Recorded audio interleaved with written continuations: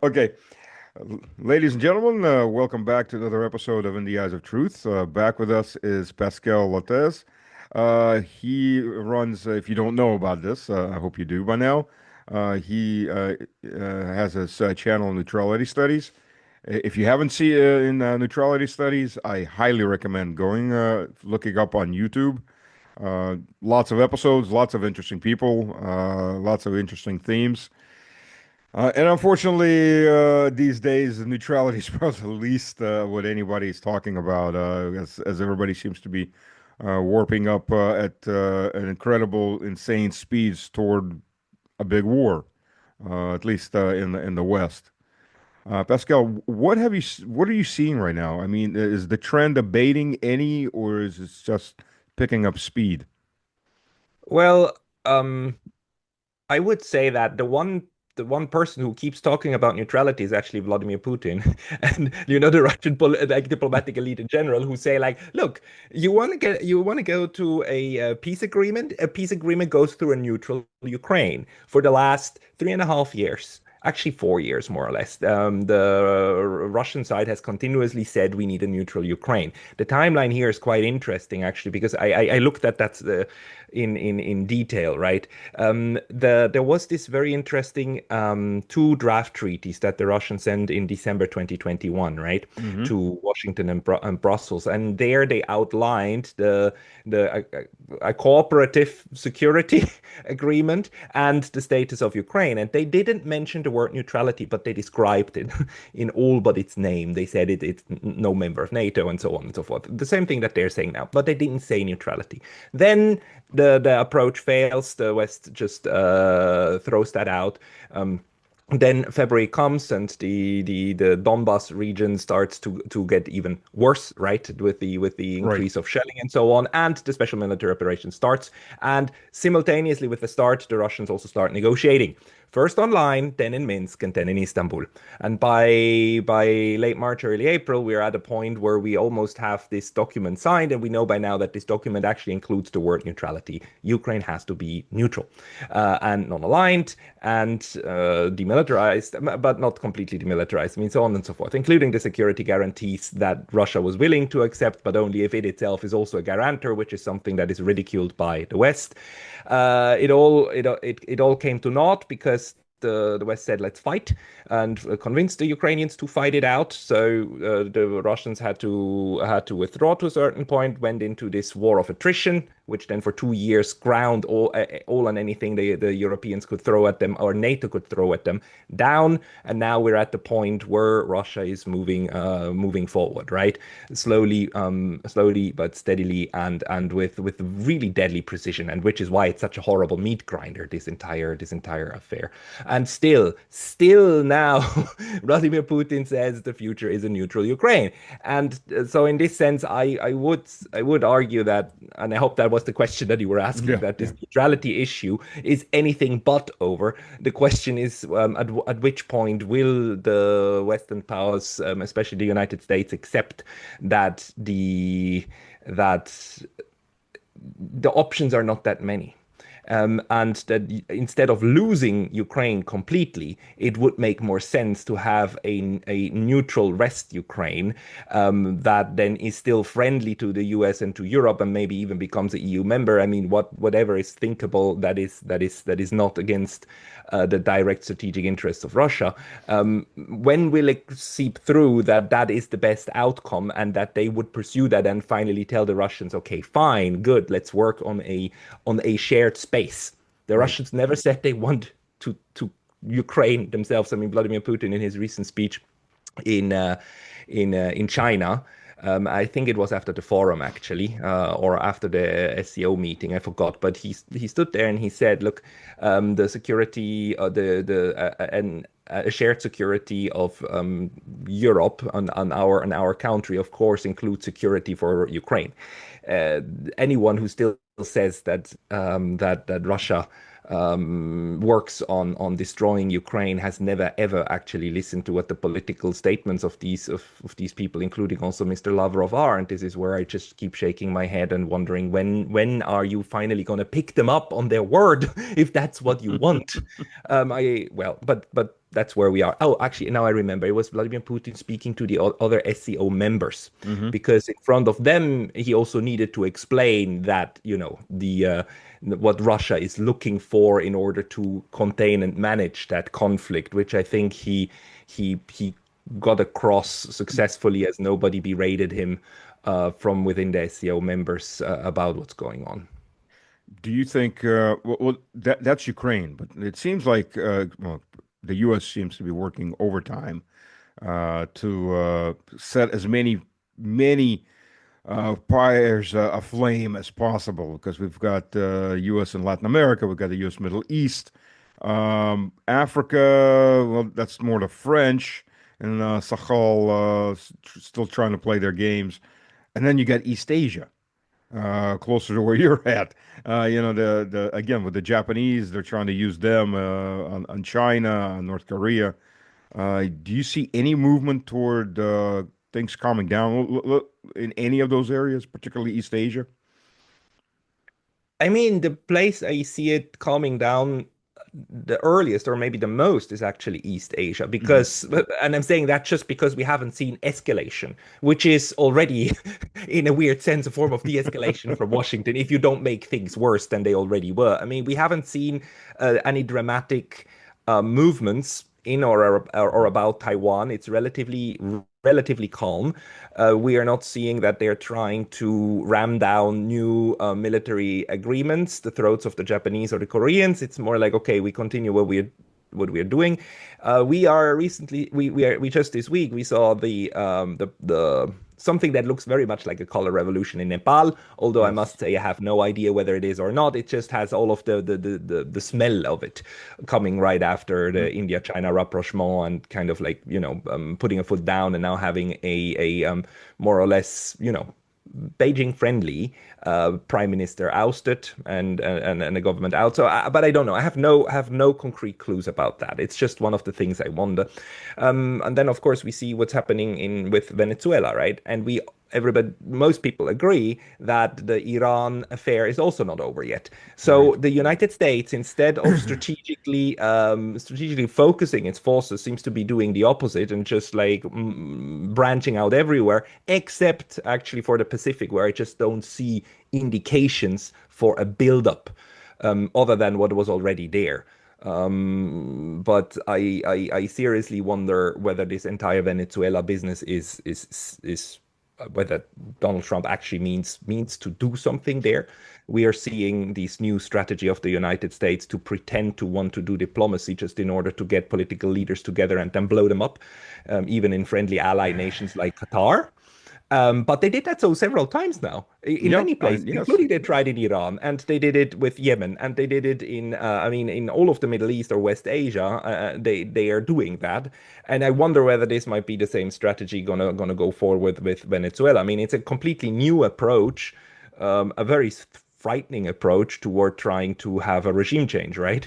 I mean, kill the people, then they have to be changed, right? It's Right.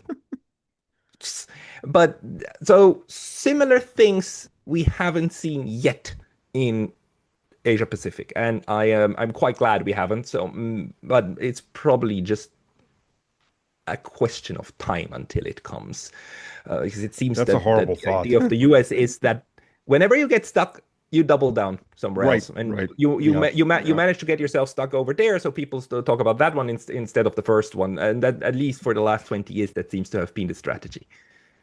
I mean, okay, so you're killing the negotiating, which, by the way, was an Israeli tactic well before it became an American tactic. Right. But that's not much of a strategy because you can only do that a couple times before everybody looks at you. Oh, you want to negotiate?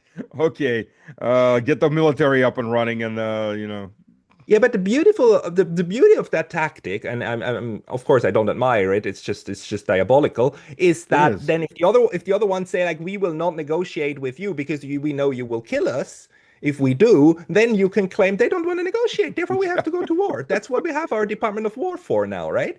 Because Right. they refuse negotiation, hence no other chance. And if they do negotiate, we blow them up and then we declare victory. And if the next generation then still fights, it's just another sign of defiance. Therefore, you need to double down even more. I mean, that's what Israel does, right? Every time they they Yes. eliminate Yes. a Hamas leader. They say like we are one step closer to peace, but now we need to implement even more war in order to get to that peace. It's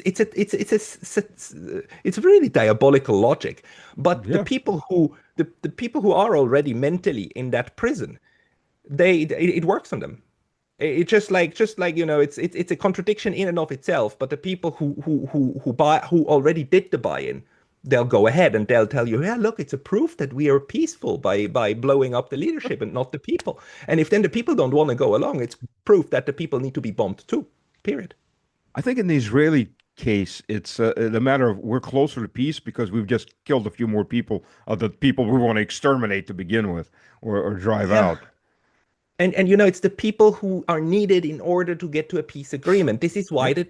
the Americans never bombed the quarters of the leadership in Japan. Never. The firebombings of 45 were done over here, very close to where I am, to the whole poor quarters of Japan. Hmm. 100,000 poor people died. Why? Because you need the emperor and the prime minister Right. and the cabinet in order to decide to surrender. And that's what they did. So actually, that strategy worked beautifully. Again, in the sense that Japan's capacity, political apparatus capacity to surrender, was maintained, and they were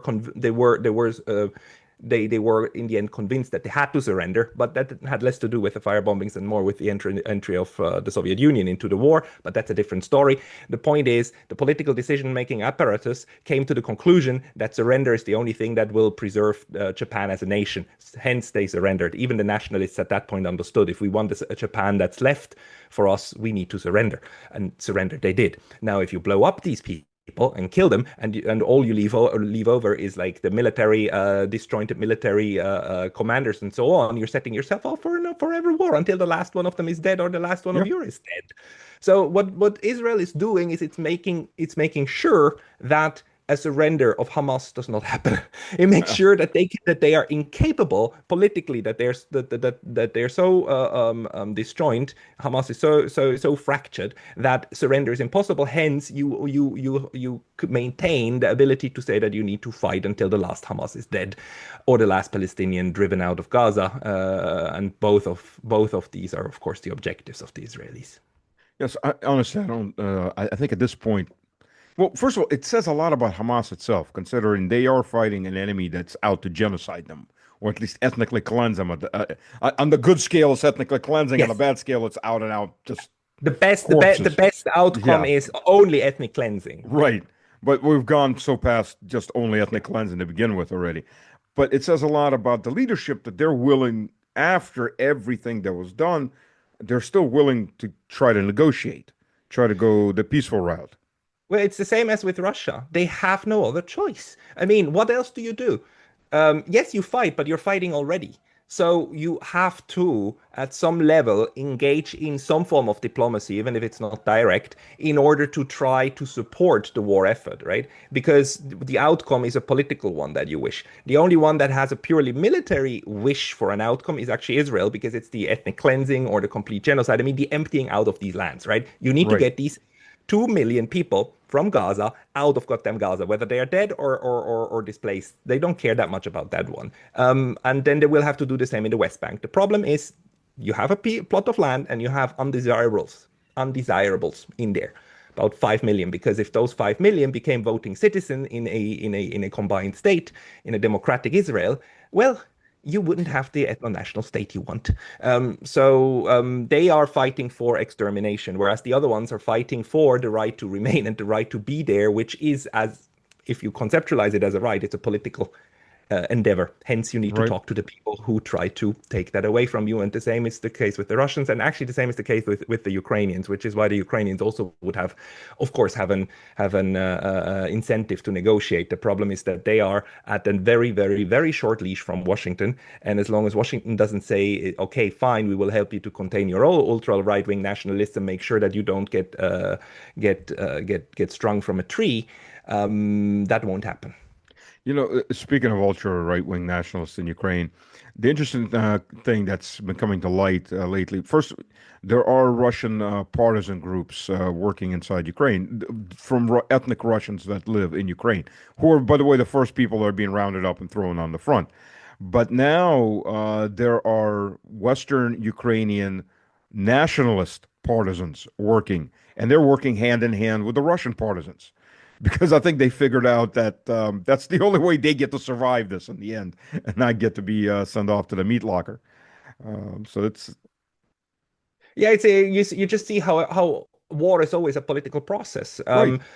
except for the moment when the goal of the war is complete extermination of the other one. If it's a war of annihilation, it's a different game. But short of that, we're talking about a process of negotiation. Although the negotiation takes place through bombs and militaries and so on, but it's about how to get to this the political settlement that we then in the end want to achieve. And I mean, Vladimir Putin and so on says repeatedly, right? We will not stop the military arm of our two-pronged approach, which also includes diplomacy. And actually, the Europeans also say, like, look, what we want is a settlement in which everything is back to Ukraine, including Crimea, and Vladimir Putin is in The Hague, right? That's a Yeah. political goal. And you're willing It's a to give that. fantasy goal, but It's a fantasy goal, but it's a political goal, and people are stupid enough and willing to fight for it. I mean, I'm very worked up with the Europeans at this point, so we should better not start there. But the point that I want to make is it's a political problem yes. at its core, at its fundament. Yeah. Well, let me ask you, with Japan, uh, what is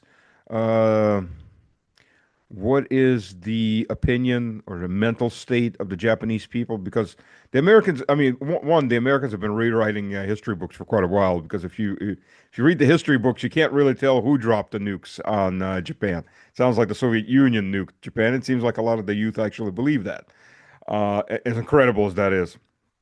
But is there a militant wave in Japan, or that the Americans are stoking, or is it more of a desire for neutrality and trade? Luckily, there is no militarism in any shape or form that I could compare to the kind of militarism that we're seeing in Europe. We don't have a Friedrich Merz type kind of people here in Japan who say like, oh, we need to remilitarize and more people under arms. The youth needs to be included, and if necessary, through a draft and so on. That isn't here. Japan still has a very, very strong current of pacifism, where they on the good side they say like never war again. On the bad side, they focus a little bit too much on their own suffering, and they don't recognize enough the suffering that was inflicted by Japan on China, especially on China, but yeah, most Korea. China and Southeast Asia, Yeah. right? And the hurt that these two horrible institutions, the Imperial Army and the Imperial Navy, inflicted. The best thing the Americans did after the Second World War was to destroy both of them. They're completely gone. So today's military forces have no historical connection to these predecessors, other than having hired here and there a couple of people, but they're institutionally not linked. Mhm. So the self-defense forces, air, sea, and ground, are completely new and were drafted actually from police corps, Oh, and they are very, very confined in the mandate what they can and cannot do, which is one of the things that now annoys the Americans. You know, it was the Americans who were adamant about Japan having a peace constitution and never militarism again. So the constitution actually has a famous clause that says Japan renounces war as a right of the state, and will not maintain huh. armed forces, will not maintain a military, which is why they have to call it self-defense forces. So they have, for all intents and purposes, a military, but the military is called self-defense forces, and it's in a very tight knit in a very tight net, so they cannot be deployed abroad. Although there are some foreign deployments, but they're very, very, very constrained to the point where the Americans needed to protect the Japanese in Afghanistan because the Japanese are not allowed to fire at anyone who approaches unless they fire first, and they actually keep to that. And that construct is still here. And in 2015, the former Prime Minister Abe actually reinterpreted the constitution. Instead of changing it, he reinterpreted it in order to allow for more foreign deployment of Japanese forces. But those deployments never happened. Again, only very limited foreign deployments. So, in a sense, the Japanese militarism today, if it exists at all, it exists in a very tiny fringe right-wing part of the political spectrum, and those people are nowhere near have they any kind of political influence the way that this the same kind of mentality of people in Ukraine had, because they're actually most Japanese are scared of them. They run around in black vans and they shout very frightening, intimidating stuff against Koreans and Chinese in their vans, and most Japanese are just scared of these people. So you don't want anything to do with these brute type of like tattooed gorillas, and so they're luckily self-isolated. And in terms of what did happen is that the Japanese, the security establishment is worried about losing the post-war understanding with the Americans that the Americans do the security for them, because that was the deal. Japanese soil for US bases in Hmm. return for US protection. And that deal is crumbling in front of our eyes, and the Japanese understand it. So they are thinking about what to do because they are scared of certain outside forces, first and foremost North Korea, which just on paper looks very, very scary if you're in Japan and you hear the rhetoric from over there. Secondly, also about China, although the China scare in Japan hasn't been built up to the same level as it has, let's say, in Europe and North America. So overall, I would say stuff looks similar in Japan as what it does in Europe on the outside, but under the hood, everything boils just one or two levels lower on a lower flame. And that's something good in my view, because the Japanese, for instance, they also now have since 2 years ago a hotline to the Chinese Ministry of Defense. I mean, defense to defense, so that they can de-escalate Good, in case good. something happened.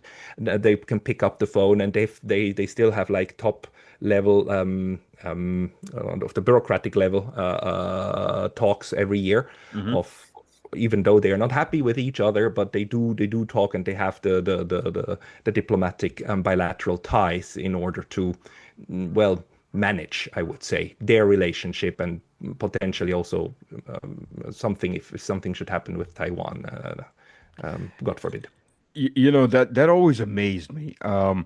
So Japan, which is next door to China, is not in a psychopathic war footing, super paranoid about Chinese invasion any day now.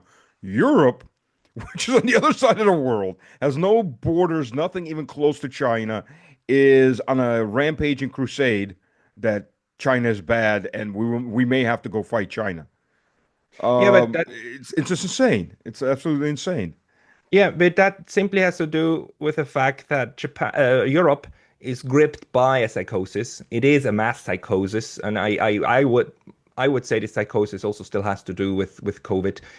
We never truly came out of the underlying Hmm. mass psychosis that one induced, and we are just like ramping ourselves up further and further into a security psychosis. And the Japanese never participated in that. They are not part of this psychological damaged group that then does the group think as well. And here maybe we also have like one of the benefits of having like cultures and languages that not perfectly understand each other. I mean, there's just a different discourse happening inside Japan than it is Hmm. inside the European countries, and that insulated them a little bit. And so, in this sense, the Japanese are still way more pragmatic uh, than the Europeans, because you can describe the Europeans as a lot, but I don't think pragmatism is one of the words we would choose. The Japanese have that, Yeah. even though they have like security dependencies on the US. They have these bases, and they have their own ideological kind of still viewing the Americans as the good guys, and others as the baddies. I mean, they have that too, but it's no way close to how dogmatic the Europeans at this point are. And I do think they also recognize them not recognize, but Donald Trump and what happened over the last 10, 15 years drove the point home that even if you have a US administration that is friendly to Japan, or you perceive them as being friendly to you, you don't know how long it will last. And then the next guy comes in who puts tariffs and everything. So it's like the trust is gone. And if you don't have that anymore, you need to figure out a way forward. And the Japanese are in the process of figuring it out. So part of their decision 2 years ago to increase their military spending to 2%, they were on 1 and they decided to go to 2 over 10, 12 years, is not to help the Americans to play the sheriff over here, but it is this recognition that in case the Americans completely go away or go completely crazy, we need to have a minimum of defense capacity ourselves, and it's actually a votum of mistrust. It's funny. It's funny that in the U.S. A lot of people said, "Oh, finally the Japanese are spending more. Oh, better ally." It's like, yeah, you're kind of misreading the situation. You have both It, inside it, Japan. You have people who say we need to be a better ally, but also have the other crowd who says like we need to do it ourselves if necessary, and both of them converge on this one. Okay, we need more capabilities, but without being threatening. So they also still try to have this relationship with China, and by the way, also with Russia. The Japanese never completely abandoned the oil project in the Sakhalins. Mhm. Yeah, Fact, that fact. was going to be the question. Mm. Before I made that question, the question on Japanese-Russian relations, it's insane. You talk about the U.S. as the sheriff. It's very rare that the sheriff comes into a peaceful neighborhood and makes it chaotic. The sheriff is usually the guy that comes in there and brings peace to a chaotic area. But everywhere the U.S. comes in, But Stas, if you have a peaceful town, who needs a sheriff? yeah, I mean, the exactly. sheriff is the number one interested in having like a level at stuff to manage, right? And Uh, I mean, it, the it, US at this point like creates its own enemies out of a necessity and out of a system it has created that thrives on that. And it's like the Charlie Chaplin film where Charlie Chaplin's selling glass panes. So he pays some kids to go run ahead of him, and they're throwing rocks into people's windows. And then Charlie Chaplin comes along and sells the new glass. It's a Charlie Chaplin effect. We could call it that now. The U.S. is the that's Charlie it. Chaplin effect. I mean, that's it. But on the other hand, I also like, I had recent discussions with a couple of people, and one of them, like Professor Jeffrey Sachs. And Sachs is now making this very important argument that what we need is not spheres of influence, we need spheres of security. We need shared pieces, plots of land that create security on both Right. sides in order to de-escalate the security dilemma. That's where my neutrality comes in. I mean, neutral space is a neutral Ukraine in order to create security on both sides. Fine. The point is that I also believe to now see that the United States is actually fighting for its ability to have its spheres of interference, and that Yeah. it The does world. view certain areas of the world, including Ukraine, including Japan and the Pacific, as its legitimate right, not to have interests, but to have interference and to run interference and to run people's governments. And if they don't run as I want, then we have a Maidan, and this is the right of us to do. Sphere of interference, and it's kind of clinging on to that, but you can see how it's slipping away, right? It didn't work in Georgia, so it's like and I think that that must be bothering the neocon faction of the US political process very much. Oh yeah, I agree. But like I said though, you're talking about psychosis in Europe. You can see on that psychosis how they could convince them that Russia's coming, the Russian bear's coming, they're gonna eat your children. Which, by the way, Napoleon's propaganda machine, when the Russian army was marching on to Paris, was actually telling the Parisians fight to the last because when the Russians arrive, they're gonna eat your children. And Yeah. ahead of the main Russian column were Russian Cossacks who were dressed a little more flamboyantly, very Orthodox Christian. And they came in and they literally had French people walking up to them go, please don't eat my children. They're skinny. And the Russian Cossacks are looking like, Jesus, you're insane. We've walked into an insane city. Yeah, But how do you that's what. convince them China's going to come to across all of Russia to come get you? Well, that's the thing with a psychosis. It's not. It doesn't need to be rational, right? A psychotic fear of or just like a phobia, right? Mhm. Arachnophobia. I'm scared of spiders. I know that this like a spider this size will never ever kill me or anything, and I'm still scared mortally from it just because of what it looks like, right? So it's not a rational process. It's a different psychological process, and that's unfortunately what large parts of Europe are currently caught in. And the horrible thing is that the people who are caught in that believe they're perfectly rational, and therefore they keep it alive amongst each other. Um, Hmm. and societies do these sporadically, and they undermine themselves. And I keep telling, look, Stalinism to some extent, like did a lot of damage to Russia and the Soviet Union, and the Maoism and the Great Leap Forward killed millions of Chinese. These were very damaging ideas, but they caught on and they kept themselves alive for years, Yeah, for a yeah, decade. So I think the Europeans too are now in their decade or maybe multi-decades of self-destruction out of mass psychosis. yeah. And the Russians and the Chinese and everybody else has to deal with that somehow. Um, But by the way, on the theme of arachnophobia, I had a soldier who had arachnophobia when I was commanding my first tank platoon. The guy wouldn't get on a tank if he saw a spider. So we were running in formation, right? So as the officer, I'm at the side of the formation, outside of the formation, and then the senior sergeant is behind me, and the formation's running, and he's at the head of the formation, and he sees a spider on the walkway that we're running on, and he just freezes. And you get this comedic effect because everybody behind him just piles into him and just collapse of people, bodies, arms, legs. Because the guy saw one spider. That's it. It was just the absolute irrational fear. I mean, this tiny little spider. I mean, this guy that weighs 90 kilos. I mean, my God. But yeah, it's irrational. It's it's and you absolutely and the irrational. poor guy can't even change it. It's No, like no. But yeah. it was hilarious because there was about 6, 7 people that piled up on him and they're all lying there because but I guess society wise, I mean, if you scale that up, you're having the exact same thing in the European continent or Yeah, and subcontinent. of course it's not the arachnophobia for them, it's the Russophobia. Yeah. And it's The these other xenophobia. and the xenophobia and the Islamophobia and other things and they play out in different ways in different forms, right? And you have these different groups of people, but overall the societies get themselves caught in a very self-destructive cycle or circle, and they keep running in that circle. And I am not sure how far down the drains the United States is, because it to me it still looks like more of a rational actor overall.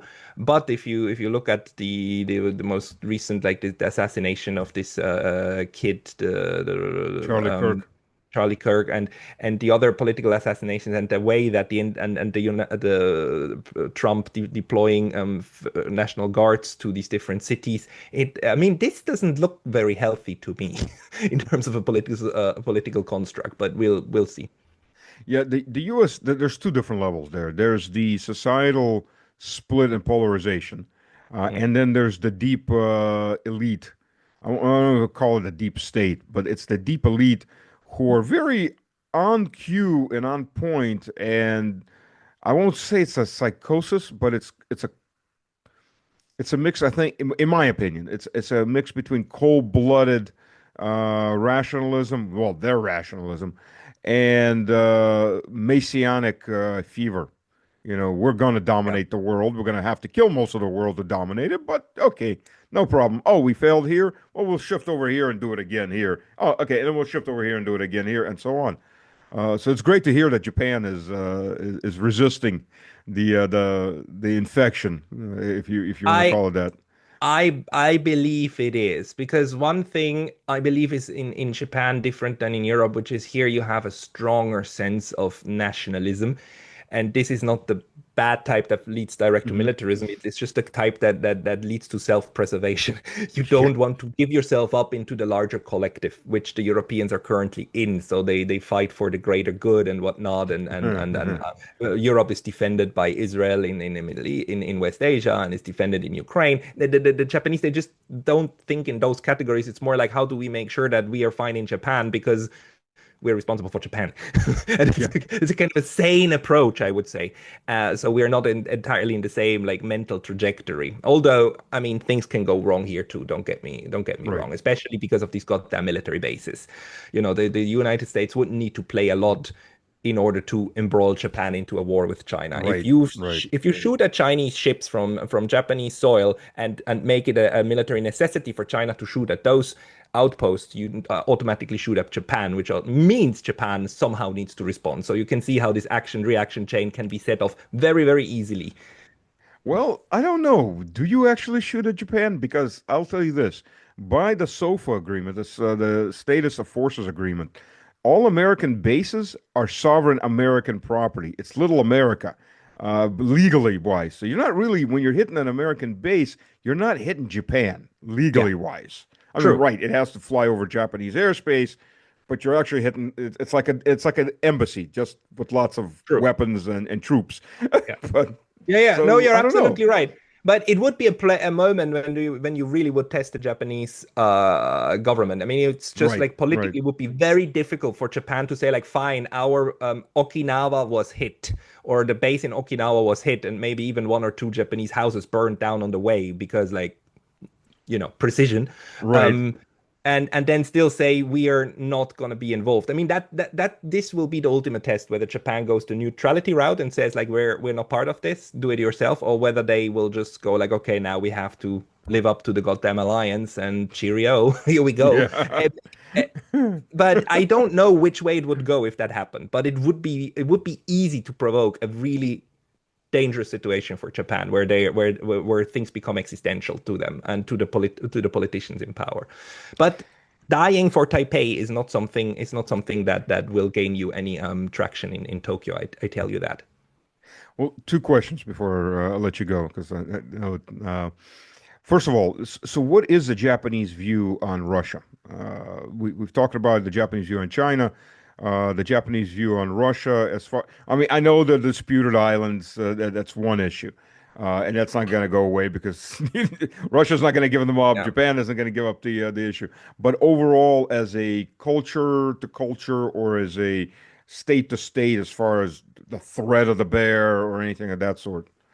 Overall, the Japanese are maybe not the friendliest nation to Russia, but they're also far away from the most enemy nation. So on a people to people level, there is no problem. And my institute at Kyoto University, 1.5 years ago, while this whole thing was fully going on in Ukraine, right? They still hired a Russian researcher, 5-year Hmm. contract. So the universities don't hate other Russian universities. We have no restrictions on working with Russians on a cultural academic Hmm. level. I'm not sure whether any projects have been canceled or not, but I know that I had a Russian colleague who was here in late 2022, early 2023, who still got like a 1 semester contract just to come over as a friendly gesture, and Hmm. teach. So that still works. If anything at all, then in the general population, there's this idea that the Russians are being suppressed by Vladimir Putin. So the regime is bad, but the people are fine and okay, and there's no animosity. There's no Russophobia. Let me put it this way. Hmm. And you have sections of the Japanese society that are still very friendly to Russia. I was at the Russia Day at the Russian embassy 2 years ago, and to my surprise, one of the people who held a short speech was the former prime minister of the left-wing government, the short-lived left-wing government, Mr. Hatoyama. And Hatoyama over here is quite a name, but then he was there and held a short speech. So there are still also within the political process the friends of Russia, but they are a minority. They are a minority. The majority especially in the governing LDP, does understand that that is not something you can currently do internationally. So Japan stands at least verbally behind all of the utterances of the West. But I remind you, Japan never sent weapons to Ukraine. It Right. sent humanitarian goods to Ukraine. It did cut relations and it did impose sanctions on Russia, but it didn't go as far as others did. So in a sense, you can see how they are trying to calibrate their position and also their speech acts very carefully. Although there is also some segment, of course, that's anti-Russian, but I would say it's much, much smaller than what we have in Europe. Yeah, the Vladivostok economic conference was just held last week, and interesting enough, every year, every time it's a yearly conference. Japanese businesses very well overrepresented. You get some Americans in that are coming in, and you get some British that are kind of tiptoeing in there. They don't declare we're here, but we're here. But the Japanese, they come in like phalanxes. We're here. I'm glad to Japan's hear that here. because it's just part of this pragmatism, right? I mean, obviously, you will need to do business with Russia again, Yeah. right? So you better position yourself early, and that makes very good sense unless you're a complete ideologue. And again, there's no fundamental animosity, I would Mhm. say, at least among the large swath of the Japanese population. That's excellent. That's excellent to hear. Um, you don't hear that from the U.S. News and the European news. They seem to Japan is going to be our crusading. They don't know because Japan on the outside always it does a splendid job at looking as if though it is just the most eastern part of the West, and do exactly Right. the same. But as soon as you open the hood and you look like how it works, it's like, oh no, that's not what's happening. I could go on about COVID and how it looks, Mhm. how Japan looked like just another country during COVID, but over here we were free, no mask mandates.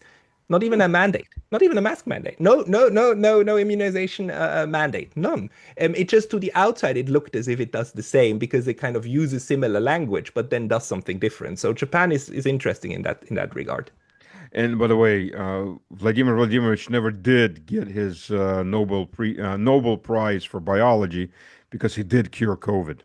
Uh, when the- Because I mean, this is when it dropped on me. This is purely geopolitical. When we finally had a vaccine, the first vaccine is by the Russians, and then the Europeans and Americans are like, "Oh no, that can't work. That's not legal." And the Chinese one neither. But ours are the best, and they're real. But it just so happens that the other two are incompetent, and it's like, okay, I actually, because I wasn't going on the vaccine. I'm not because uh, this is going to get loaded up. Ukraine, yeah, Yeah, Ukraine, yeah, this is yeah, going to yeah, get yeah, yeah, loaded up to YouTube, so I can't really talk about the yeah, yeah. things. I've actually had one video pulled because we concentrated on the vaccines, on the jabs, well, and certain effects in Yeah, yeah. Australia.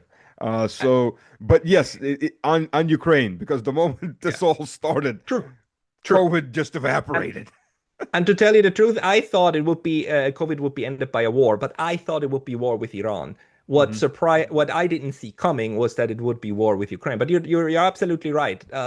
Ukraine started, and politically and in the media, COVID was basically blown away, and it was replaced by the next front. Yeah, the That's next like, but that's great why I'm saying fad. like Corona like militarized the thinking already because we were using all of these terms, right? Frontline workers and the war against COVID, Right, right. and so on and so forth. We already militarized the our brains, at least in the West, and that goes back further. It goes back into the war against drugs and the war against whatever BS you wanna put there, and also war against terrorism. You can put it into a similar category as well, but it militarizes the mind, unfortunately. And you notice that none of these wars ever end or end in success. They're No, just they're perpetual. succeeded by the Yeah, next thing. Because the art of politics is the art of controlling the current 6 weeks. Because right. older than 6 weeks is history, and further into the future, you don't need to think because who knows? So all they need to do is to Don't control this. think.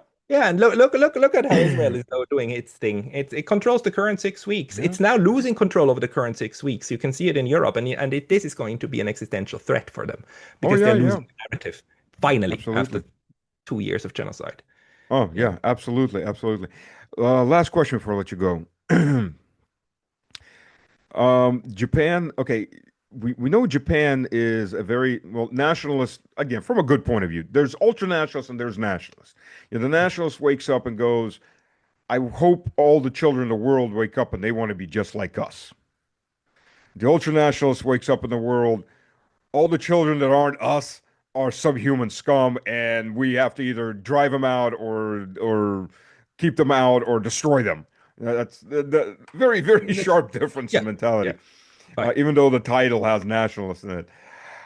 But Japan opened up recently and allowed a lot of migrants in from very, very different cultures, extremely different cultures, to Japan. And there's been a lot of videos on YouTube and on other channels that have been placed of Japanese women being accosted, and the people being very very unhappy with the results of this cultural clash. And the was it the prime minister who just resigned over that? Yes, not over that, but in general over his Mhm. loss of. Well, he was in a very shaky seat for a long time.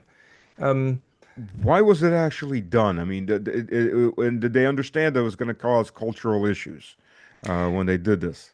well, Japan is. Let me ask you this first. What do you think? How high is the percentage of foreigners in Japan? Well, I knew it was less than 1% before this. No. Well, it was below 2. It's now Below around 2. below Okay. 3.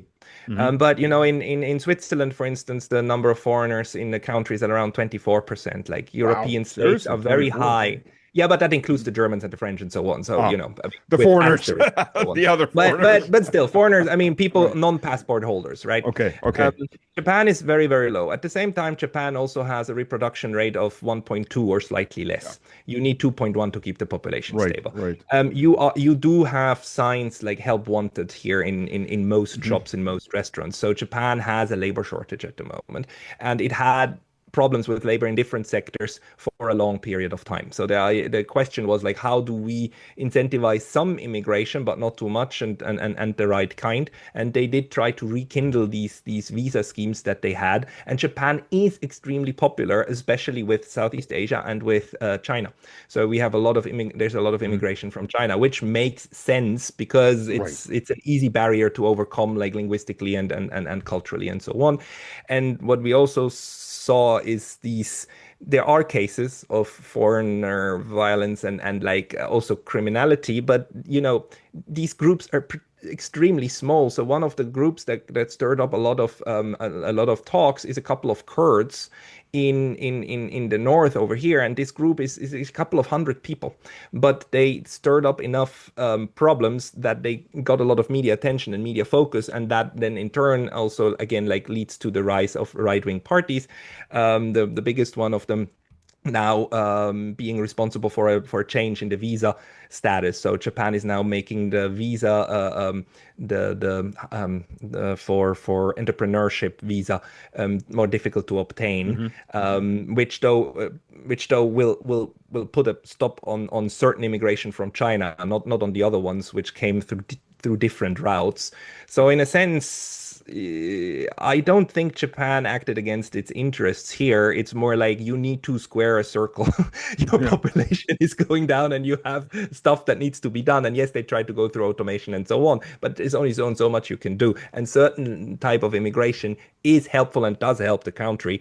But unfortunate events can and do happen. And those then attract a lot of attention. Mhm.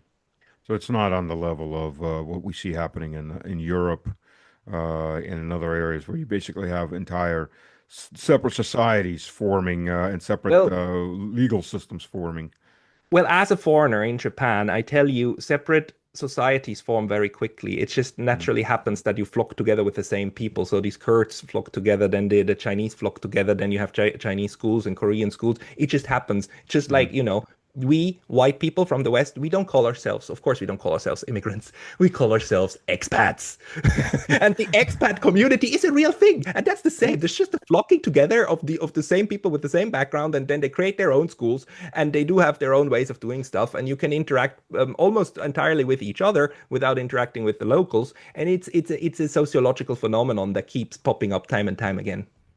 Yeah, that I made several videos on that. With there's been a much larger influx of conservative Christian immigrants from the West coming into Russia.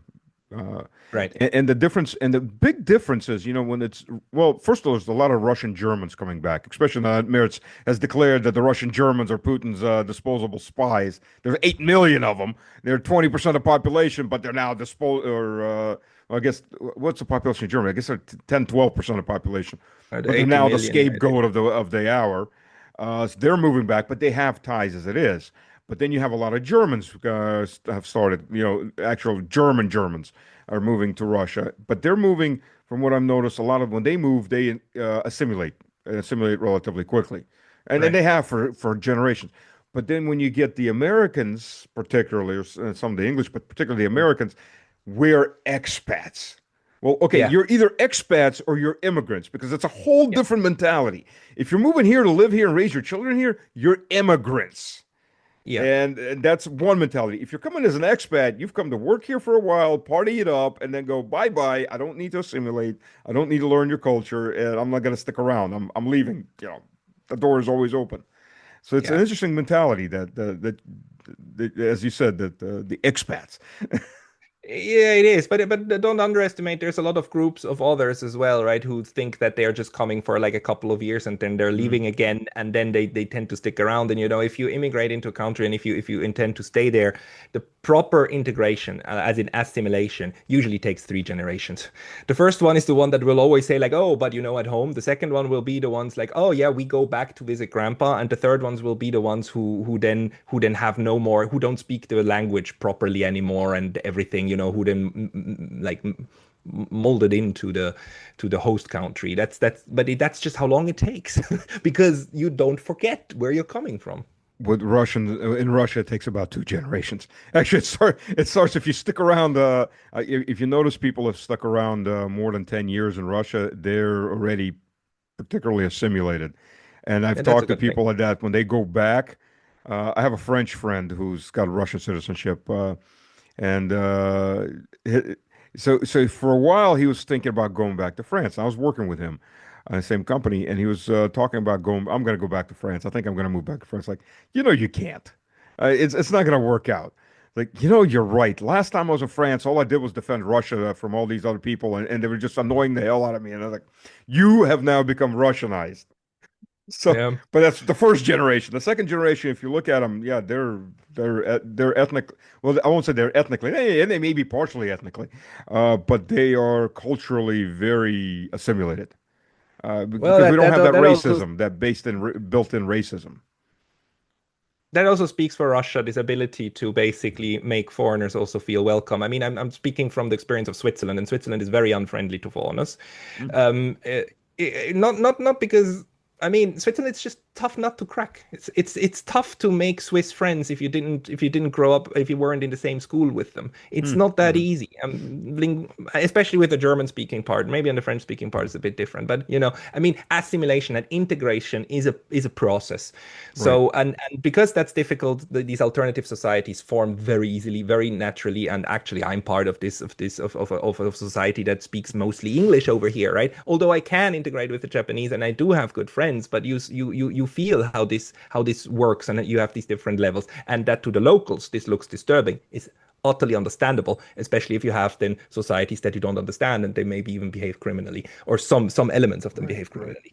So, and Japan is in the process of trying to figure out how to manage this tension.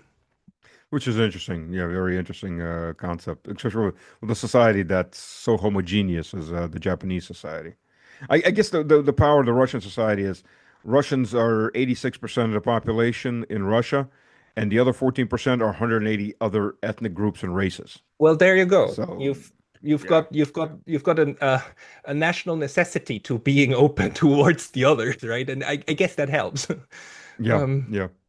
Well, Pascal, I won't keep you. We've been on quite a while. Thank you very much. Very enlightening. Always very enlightening. It's very enlightening to hear about what Japan is like on the inside as far as the political processes, because what you hear from the Western press is absolutely something different from what the reality you've described. Glad it helped. Just keep in mind these are the observations of a foreigner living in Japan. So a Japanese living in Japan will probably give you a slightly different take. Or well, I mean, depending on who you ask on the political spectrum. They Right, have a right, political spectrum, and right, so right. thank you, It, stuff. it it's scary, but I don't have a political spectrum, whichever side you stand on. Okay, thank you. Thank you, everybody, for joining. Again, if you haven't seen Neutrality Studies, highly, highly recommend it. Look them up on YouTube. Very enlightening, very interesting guests. Um, Highly recommend it. Thank you, everyone.